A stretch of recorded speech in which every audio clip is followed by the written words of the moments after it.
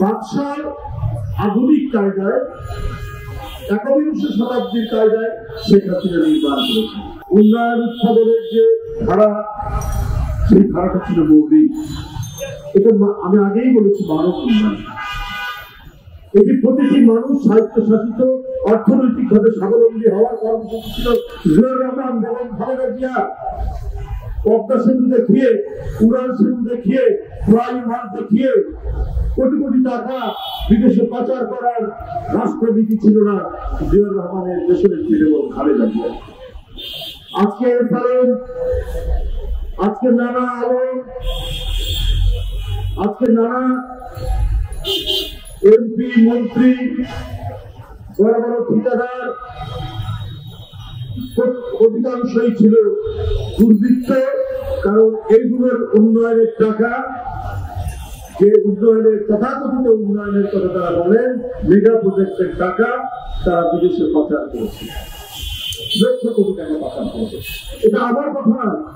এখন পুলিশে গ্রেফতার হয়ে সালমান এফ রহমানরা বলছেন, আনিসুল হক সাহেবরা বলছেন যে কত টাকা কে পাচার করেছে।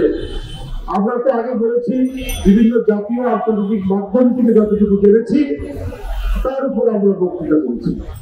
কারণ ইন্ডিভিজুয়াল মানুষকে স্বাবলম্বী না করে যারা ফ্লাইওভার করে তারা ডিক্টেটর। পৃথিবীর দেশে দেশে এটি দেখা গেছে। ওরা স্কুল বানায় না, ওরা হাসপাতাল বানায় না, ওরা জনগণের যে সোশ্যাল নেটওয়ার্ক সেইটা তারা বৃদ্ধি করে না। তারা ফ্লাইওভার করতে হয় টাকা পাচারের জন্য, তাদের সেতু বানাতে হয়, মেগা প্রজেক্ট করতে হয় টাকা পাচারের জন্য। এত সুযোগ জয় সাহেব থাকেন এক দেশে, সাবেক প্রধানমন্ত্রী ভাগনা ভাগ্নিরা থাকেন আরেক দেশে। কি করেন তারা? এখন কি বলতে পারেন জয় কি চাকরি করেন, কি ব্যবসা করেন? তার নাকি মার্কিন যুক্তরাষ্ট্রে অনেক দামি বাড়ি ছিল, এখন কোথায় আছেন আমি জানি না।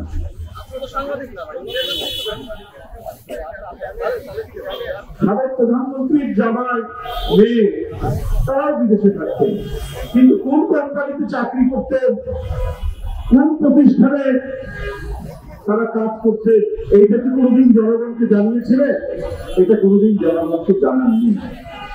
তার মানে এই টাকা যে পাচার হয়ে এটা তো আর কর্পূরের মতো উড়ে যেত না, হাওয়াই মিঠাইয়ের মতো একেবারে হাতে ধরে চিপসে যেত না।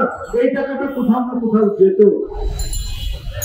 আর তৎকালীন ক্ষমতাসীনদের বাইরে নিরাপদে সুখী জীবন নিশ্চিত করার জন্যই এই টাকা প্রয়োগ করেছে। আর যারা এই সরকারের অংশভাগ করেছেন, এই সরকারের সমস্ত দুর্বৃত্ত করা, তারা সুখী থেকেছে। একজন ব্যক্তিকে একের পর এক সব ব্যাংক দিয়ে দিচ্ছে, সব ব্যবসা দিয়ে দিচ্ছে। ঘটনা টিভি করে দিলেন, দিয়ে দিলেন এস আলম সাহেব। একের পর এক টেলিভিশন আপনারা কেড়ে দিচ্ছেন। যারা একটু সরকারের বিরোধিতা করেছে সেই টিভি নিজেদের লোক করছে, তার মালিককে জেলের মধ্যে ঢুকিয়ে দিয়ে। এইটা আমরা দেখেছি। দিগন্ত টিভি বন্ধ করে দিয়েছে, ইসলামিক টিভি বন্ধ করে দিয়েছে।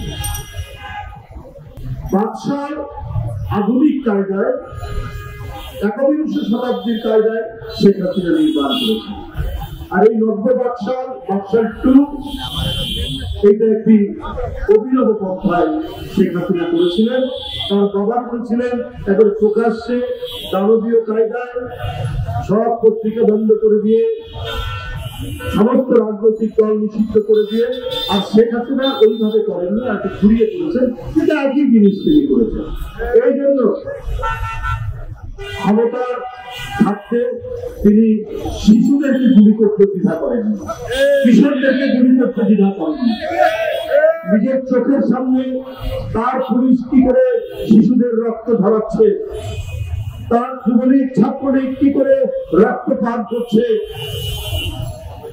সেটা দেখে প্রধানমন্ত্রী তার আইন শৃঙ্খলা বাহিনীকে বলেছেন, তোমরা কাজ করে দাও, গুলি চালাও, কোনো অসুবিধা নাই, আমি তোমাদেরকে প্রোটেকশন দেব। তাই এই দুর্বৃত্তপীড়িত সেই আইন শৃঙ্খলা বাহিনীর লোকেরা নির্দ্বিধায় হত্যাকাণ্ড ঘটিয়েছে, গণহত্যা চালিয়েছে।